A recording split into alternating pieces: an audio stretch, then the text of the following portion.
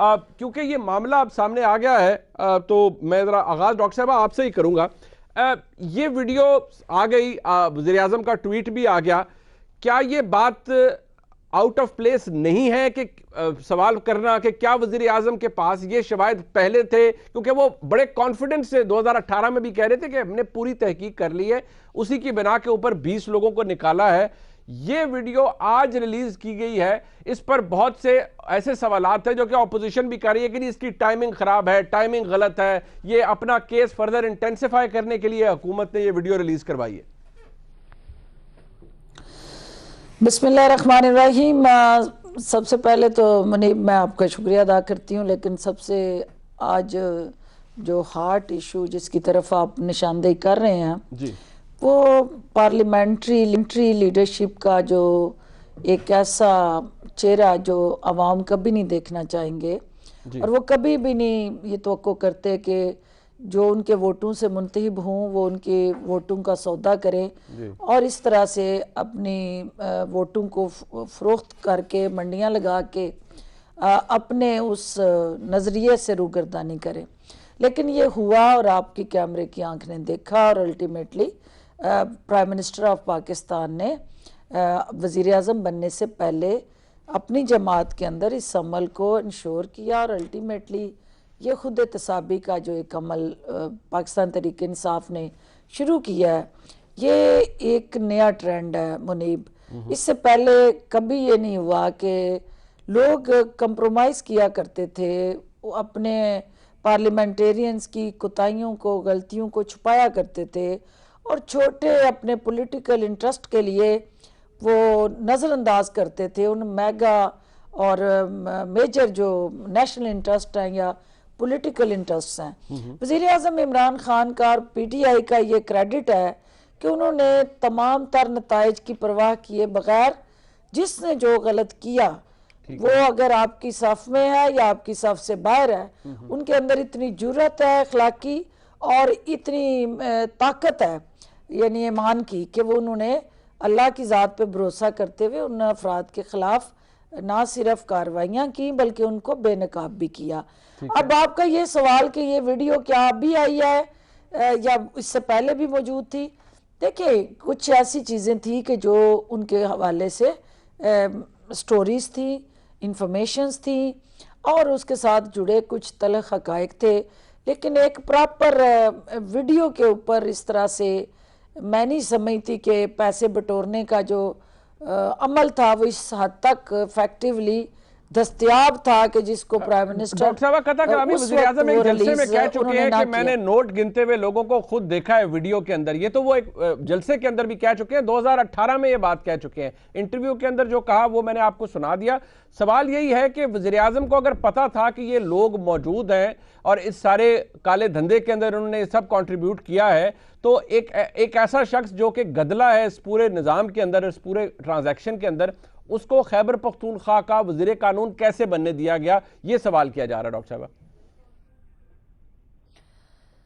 देखिए, मैं नहीं समझती कि वीडियो दिखाई गई या जो वीडियो उनके पास दस्तयाब की गई होगी उस वक्त उन्होंने इसको देखा होगा। अच्छा, क्योंकि ये चीज़, ये कॉन्सेप्ट आपका जो बलूचिस्तान असेंबली के अंदर क्या हुआ, आपकी पंजाब के अंदर KPK के अंदर और हर जगह सिंध के अंदर कोई भी जमात जो है ये इतनी जुर्रत नहीं रखती और अखलाकी जुर्रत नहीं रखती कि वो इन अपने ही अराकीन को हेड ऑन हेड ले।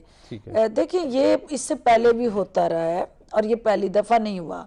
ज़मीर फरोशी और ज़मीर के सुदागर जो हैं हर सेनेट इलेक्शन में बोलियां लगाते रहे हैं, लेकिन ये वज़ीर आज़म इमरान खान को ही आप ये क्रेडिट दें तमाम तार तनकीद के बावजूद भी कि इस अमल को रोकने का सेरा भी उन्हीं के साथ जाता है। उन्होंने ये डॉक्टर साहब आपका पॉइंट आ गया, तारफ कराया, ठीक है, बिल्कुल ठीक है। इस सोच की अक्कासी करता है कि इस अमल की हौसला शिकनी की जाए। बिल्कुल ठीक है, आपका पॉइंट बड़ा वैलिड है। उस पे उन्होंने उन्हें खराज तहसीन पेश करें। आपका पॉइंट बड़ा वैलिड है। मेरे मौजूद पार्टिसिपेंट से कहें कि वो हमारी हिमायत करें। आपकी हिमायत डॉक्टर साहब तुसी कन्विंस कर लो, हिमायत लेके जाओ आज प्रोग्राम। तो मैं तो यही पेशकश कर सकता हूँ। मियाँ साहब तो आपके भाई हैं, वो कर भी मान भी जाएंगे। नाज बलोच साहबा के साथ भी आप उन्हें कन्विंस कर लें। अच्छा मेरी बहन है और हम में से कोई भी नहीं चाहता मुनीब के इस तरह से पार्लियामेंटेरियन बेतुकीर हो। हम में से कोई भी नहीं चाहता कि वो इस तरह अपने जमीर को सरेआम बेचें और अवाम के सामने जो है वो हम सब जो है फिर नहीं बुरी गलत है, नहीं बिल्कुल सियासतदान गदले हो जाते हैं। लेकिन नाज बलोच साहिबा देखिए, वज़ीर आज़म का अब उन्होंने लोग भी अपने निकाले, ये फैक्ट है। उन्होंने पार्टी से लोगों को बेदखल किया, वो क्रेडिट वज़ीर आज़म से या पीटीआई से फॉर दैट मैटर को ले नहीं सकता। अब सवाल ये है कि सवाल तो पीपल्स पार्टी से पूछना चाहिए या आपकी जमात से कि 2018 के अंदर 6 या 7 या फॉर दैट मैटर शायद 8 मुख्तलिफ फिगर्स हैं, इतने वोट हों, 2 सेनेट की सीटें आप निकाल लें वहां से खैबर पख्तूनख्वा से, तो ये किस हिसाब से आ गई? और जो लोग पैसे दे रहे थे वो आप लॉयल्टी परचेज कर रहे थे ना, वो इस गंदे कारोबार के अंदर शामिल। और जाहिर बात है वो अगर पीपल्स पार्टी के रुकन खुद ना भी थे तो पीपल्स पार्टी के सिंपथाइजर थे, उनके बिहाफ पे सब कुछ कर रहे थे। तो इसीलिए तो इमरान खान साहब कहते हैं कि फिर आप हो या मुस्लिम लीग नून हो, आप लोग इस तमाम निजाम को प्रोटेक्ट कर रहे हैं जो कि करप्शन का निजाम है। बिस्मिल्लाहिर्रहमानिर्रहीम। मुनीब देखें, पहली बात तो ये है कि जिस तरह आपने अपने इंट्रो में भी बताया कि एक शख्स जिसको पैसे लेते हुए या पैसे डिस्ट्रीब्यूट करते हुए जो भी है वो वीडियो सामने सुबह से मुख्तलिफ चैनल्स पे भी चल रही है, एक ऐसा शख्स जो कि वाज़े तौर पे नज़र आ रहा है और ख़ुद वज़ीर आज़म साहब जो है वो बबांगे दोहल 2018 से कहते आए कि उन लोगों को मैंने फारिग कर दिया, पार्टी से निकाल दिया या उनके खिलाफ एक्शन लिया या जो लोग मुलव्वस थे उनका नाम लेते रहे। उन्हीं में ये शख्स कौमी वतन पार्टी के थे जिनको बाद में वज़ीर आज़म साहब जो है ख़ुद अपनी पार्टी में न सिर्फ उनको टिकट दिया बल्कि उनको वज़ीर बनाया KPK का, और वज़ीर भी बनाया तो वज़ीर कानून बनाया। यानी कि जिस शख्स को खुद वो लेन देन करते हुए वीडियो में देखते हुए उसके बावजूद वज़ीर कानून बना दें तो फिर बहुत सारे सवालात जन्म लेते हैं। लेकिन बात बहुत माजरत के साथ आपका जवाब मोहतरम है, बट आप थोड़ा सा डाइग्रेस कर रही हैं। जो मेरा सवाल है उसका जवाब दे दें कि ये किसके बिहाफ पर पैसे वोट खरीदे जा रहे थे? जो मैं जवाब दे रही हूँ जी। देखिए इस वक्त मैं आपको बताती हूँ जी। देखिए बात यह है कि इस वक्त खुद जो मुख्तलिफ जो है वो आरा आ रही है सामने, उसके मुताबिक खुद सेनेट में बैठे हुए PTI के कई ऐसे अराकीन हैं जिनका ना PTI की तहरीक से कोई ताल्लुक था, ना वो PTI के कोई सरगर्म कारकुन थे, और ऑल ऑफ अ सडन जो है आनन फानन किस तरह से किस बुनियाद के ऊपर वो आए। और बहुत सौ पे ये भी शुबा जाहिर होता है कि उन्होंने शायद जो है वो कोई इसमें कंट्रीब्यूशन अगर आपसे एक सवाल कर पाऊं, मैं सिंपल कर देता हूं। लेकिन मैं अपनी बात मुकम्मल कर दूं, मुनीब आप फिर अपना सवाल पूछेगा, मैं अपनी बात मुकम्मल कर दूं। देखिए मुनीब, इस वक्त की जो सिचुएशन है वो बहुत ही सिंपल है, let us not confuse it.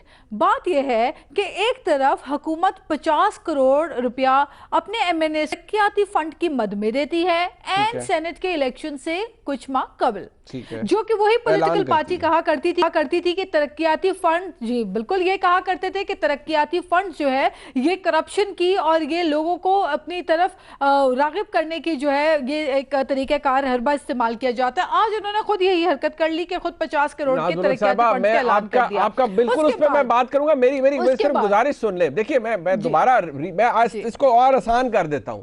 2018 का सेनेट का इंतखाब हो, नाज के पास कोई जवाब नहीं है। अच्छा नहीं, चले डॉक्टर साहब ने जवाब दे। नहीं, मैं अपनी बारी में बात कर रही हूँ, डॉक्टर साहिबा प्लीज जी मुझे बात करने दें। डॉक्टर साहब ने जरा मुकम्मल करने दें। नाज बलोच साहिबा, आपके नंबर हो खैबर पख्तूनख्वा के अंदर 6, 7 या 8, 2 सेनेटर आपके कैसे बन गए 2018 में? कोई कौन सी मदद थी? फिर यही काम हुआ होगा ना, तो फिर एक्सेप्ट करें कि यार गलत काम हुआ, लोगों ने पैसे वोट खरीदे और पीपल्स पार्टी ने उससे बेनिफिट किया, ये तो एक्नॉलेज करना चाहिए ना। देखें इस वक्त मैं आपको बताती हूँ, देखें जिस तरह आज की सूरत हाल है, मुझे यकीन है गुज़िश्ता सूरत हाल भी ऐसी ही होगी। आज खुद पीटीआई के इत्तेहादी, पीटीआई के एमएनएस, पीटीआई के एमपीएस पीटीआई से नाखुश हैं। वो खुद अगर अपनी लॉयल्टीज बदल के किसी और पार्टी की तरफ जाते हैं तो उसमें दूसरी पार्टी का तो कसूर ना हुआ। बगैर पैसों के गोलियां लगवा के चला जाए। नहीं मैं बता रही हूँ ना, देखिए नहीं मैं गुजारिश कर रही हूँ, मैं बात कर रही हूँ। देखिए बात यह है कि अगर वो अपनी मेरी बात सुने ना, मेरी बात सुने, अगर कोई अपनी पॉलिटिकल लॉयल्टीज चेंज कर रहा है और चूंकि पीटीआई के अपने इत्तेहादी इनसे नाराज बैठे हुए हैं, 50 करोड़ फंड से भी बात नहीं बनी, तो उसके बाद ये पार्लियामेंट में लेकर आए बिल, और उसके बाद वहां पे जब पार्लियामेंट्री प्रोसीजर को बुलडोज करने की इन्होंने कोशिश की तो इनको मुंह की खानी पड़ी। फिर उसके बाद ये ऑर्डिनेंस की तरफ चले गए, एक तरफ मामला सुप्रीम कोर्ट में भी खुद ही लेकर गए हुए। तो ये आनंद फानंद सब करने की वजह जो मैं उस आनंद फानंद पे मैं आ जाता हूं, मैं डॉक्टर साहब से पूछ लेता हूं। दोबारा इनके एमएनएस और इनके एमपीएस इनसे नाराज हैं, इनसे ठीक है, बिल्कुल होंगे जी, बिल्कुल। ये बात देखिए, मैं ये सवाल इतना ऑकवर्ड है जो मैं सवाल ऑकवर्ड है, तल्ख है जो मैंने आपसे पूछा, यही सवाल पीटीआई से भी पूछना बनता है। चौधरी सरवर साहब भी ऐसे ही बन गए थे, समझ उधर भी नहीं थी लगी क्यों यार वोट किथों आए। लेकिन वो बात जरा मैंने बाद में बचा के रखी है। मैं मियां जावेद लतीफ साहब, क्योंकि दो मोअज़्ज़ज़ खवातीन के बाद अब इंतजार में है कि उनकी बारी आएगी। मोहतरम है हमारे लिए, मियां साहब जरा काम सीधा कर लो ना, इमरान खान साहब का साथ दे दो। अगर वो कह रहे हैं कि यार मैंने ट्रांसपेरेंसी लेके आनी है तो जरा आप साथ दे दें, तो कीड़े निकाल रहे हैं, जबकि एक नेक नीति पर मबनी जो काविश है उसका साथ नहीं दे रहे। इससे पहले मैं की बात करूं, मैं मुअज़्ज़ज़ फरदौस बीबी से गुजारिश करूंगा, मेरी छोटी बहन है, अपनी बारी पे बात करेंगी, इंटरप्ट नहीं करेंगी। मैं गुजारिश करूं कि छोटी बहन कह दिया, अब वो खुश रहेंगी, मेहरबानी उनकी। मियां साहब आजकल दुखी है, मैं आपके साथ हूं। वो साथ हैं आपके। अच्छा, लेकिन होने इस तो ज्यादा आगे ना जाना। अच्छा, मैं गुजारिश ये कर रहा हूँ कि जो अभी आप बात कर रहे हैं कि वीडियो कब थी, कब पैसा चला, 2018 में से पहले जो सेनेट इलेक्शन हुआ मुनीब साहब, उस वक्त खैबर पख्तूनख्वा में हुकूमत किसकी थी? पीटीआई की। स्पीकर किसके थे? पीटीआई के। ठीक है। अबैदुल्ला साहब जो एमपी हैं वो कह रहे हैं कि स्पीकर हाउस में ये लेन देन हुआ। बिल्कुल उन्होंने कहा है जी, काशिफ साहब के प्रोग्राम में कहा, ठीक है। कहा है। अब मुझे ये बताएं मनीब फरूक साहब अपने दिल पे हाथ रख के कि स्पीकर हाउस में लेन देन हो रहा है और हुकूमत है उस वक्त पीटीआई की, तो क्या पीटीआई के सरबराह जो हैं उनके इल्म में ये सारी लेन देन की जो चीज़ें हो रही थी ये इल्म नहीं था? और अगर उनके इल्म में था तो फिर उस वक्त इनके खिलाफ क्यों ना एक्शन लिया गया जिनको वजीर कानून बनाया? फिर दूसरा सवाल मेरा ये है कि आप अपनी ज़रूरत के लिए तो स्पीकर हाउस को इस्तेमाल करें लेन देन के लिए, खरीदो फरोख्त के लिए, और जब आपके लोग आपकी दस्तरस से दूर होते जाएं, आपके कहने में ना रहें, वो कहें कि हमने हलकों में भी जाना है, आप पैसा भी दें, तो हम पैसे के बगैर, अगर आप अपने मौक़ा पे रहते, आपको डिलीवर करते, तो हम आपको वोट पोल कर देते, आप पैसों से भी आपको वोट नहीं देंगे। वजह आप मुझे ये बताएं कि अगर जो बात मैं कहने लगा हूँ, सेनेट का वोट किसके लिए मांगा जा रहा है पीटीआई की तरफ से, जो लिस्ट आज मीडिया के सामने आ रही है, पिछले कई दिनों से गर्दिश कर रही है, मुझे ये बताएं कि वो लोग कौन हैं? अगर वो नाम ले लिए जाए, होंगे मियां साहब? नहीं, मुझे ये बताएं रज़ाक दाऊद, जुल्फी बुखारी जैसे जो लोग हैं, क्या ये सरमायादार नहीं है? फिर बात ये है गवर्नमेंट का हिस्सा है ना। एक सेकंड, इतने भी आप सादा नहीं हैं। मगर मनीब फरूक साहब, आज वो अरकान असम्बली जिनको दिखाया जा रहा है वीडियो के जरिए कि ये इन्होंने करोड़ों रुपया लेन देन किया जी, तो भाई आज वही एमपीए कह रहे हैं कि करोड़ों रुपया जो है, बल्कि अरबों रुपया तक बात पहुंच गई है कि प्राइम मिनिस्टर से उनके चंद हाथों में, साथियों के हाथों में पैसा चला गया है, और हमारा रेट लगा के, हमारी बोली लगा के, हमारा पैसा वो कीमत वसूल कर ली गई है चंद लोगों को इलेक्ट करवाने के लिए, तो हम तो वोट नहीं देते। ये है वजह बदनीति की कि ओपन बेल्ट के जरिए ये इंतखाब चाहते हैं। अगर इनकी नीयत दुरुस्त होती तो एक इलेक्शन के हवाले से मुकम्मल पैकेज रिफॉर्म्स का लेकर आते। और आज ना लेके आते, टाइमिंग भी देखें इससे पहले। और ये एक चीज और है मुनीफ फरूक साहब, आइन में अगर आप तरमीम करते हैं तो उसके लिए पूरी कौम जो है उसकी आपको हमदर्दियाँ, उसके हवाले से लोगों की आपको ब्लेसिंग होती है कि ये जिस तरह 73 का आइन बना, आज तक लोग तमाम पॉलिटिकल फोर्सेस वो हुकूमत में हों या हुकूमत के बाहर हों, वो उसको मुकद्दस जानती हैं। वजह कंसेंसस से बना कानून। और मुझे ये बताएं कि अगर अक्सरियत के बलबूते पर कवानीन में तरमीम की जाए तो उसका वो हैसियत नहीं होती जो 73 की। ये बट अभी तरमीम हुई काम साहब, ऑर्डिनेंस हुआ है ना यार मेरी, अगर हाँ अब आ जाए, ये बदनीति थी इनकी। वजह ये है, नहीं वो तो कह रही है भी हम तो शफाफ कर रहे हैं सारे प्रोसेस को, बदनीति कहां से? बदनीति ये है कि अगर ये चाहते कि इसमें वाकयातन ये दूसरा पहलू है मेरी बात का, कि अगर ये चाहते उसमें तरमीम लाना तो इनको पता था 2/3 अक्सरियत के बगैर तरमीम नहीं लाई जा सकती। ठीक है। तो फिर इनको ये चाहिए था कि तमाम पॉलिटिकल फोर्सेस को ऑन बोर्ड लेते, बैठ के बात करते। तो उसके बाद आपने सुनी नहीं उनकी बात, वो तो तरमीम लाए थे। अच्छा, तो फिर आप मुझे ये बताएं कि आप सुप्रीम कोर्ट क्या लेने चले गए थे? अगर आपने पार्लियामान में बात करनी होती तो सुप्रीम कोर्ट ना जाते। और मुझे ये बताएं कि सुप्रीम कोर्ट में होते हुए आप सदारती रेफरेंस क्यों लेकर आए?